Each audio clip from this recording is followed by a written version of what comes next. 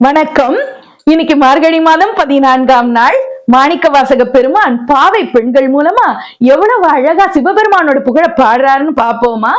காதார் குழையாட பைம்பூன் கலனாட கோதை குழலாட வண்டின் குழாமாட சீத புனலாடி சிற்றம்பலம் பாடி வேத பொருள் பாடி அப்பொருளா மாப்பாடி சோதி திறம்பாடி சூழ்கொன்றை தார்பாடி ஆதி திறம்பாடி அந்தமா மாப்பாடி பேதித்து நம்மை வளர்த்தெடுத்த பெய்வளைதன் பாத திறம்பாடி ஆடேலோர் எம்பாவாய் அப்படின்னு உருகி உருகி பாடுறார் மாணிக்கவாசக பெருமான். ஆண்கள் குளத்துல குளிக்கும் பொழுது அவங்களுடைய தோடுகள் தண்ணீரில் ஆட, தங்க நகைகள் தண்ணீரில் ஆட, பெண்களுடைய கூந்தலாட, பெண்களுடைய கூந்தல்ல இருக்கிற மலரில் இருந்து வரும் வாசனையை முகரும் வண்டுகள் ஆட அவங்க நீராடுகிறார்கள் குளத்திலே. அப்படி நீராடும் பொழுது அந்த எம்பெருமானுடைய நினைவிலேயே நாமங்களை சொல்லி சொல்லி நீராடணுமா? சிற்றம்பலத்திலே நடனமாடுகிற சிவபெருமானுடைய பெருமையை சொல்லி நீராடுங்கள்.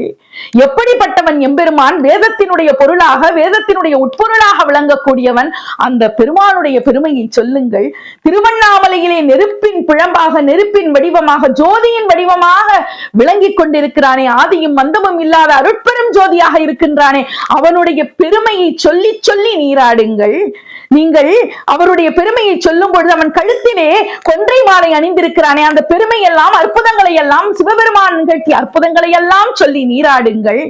ஆதியும் அந்தமும் இல்லா அருட்பெரும் ஜோதியான அந்த சிவபெருமான் நம்மள பந்தம் பாசம் என்கிற வளையல்களில் இருந்து, பற்றுகளில் இருந்து நீக்கி அணிந்திருக்கிற வளையல்களை தன் கையிலே அணிந்திருக்கிறானே, அந்த தாயுமானவனாக இருக்கக்கூடிய அந்த சிவபெருமானை நினைத்து அவனுடைய பெருமைகளை எல்லாம் நினைத்து நினைத்து பாடுங்கள்.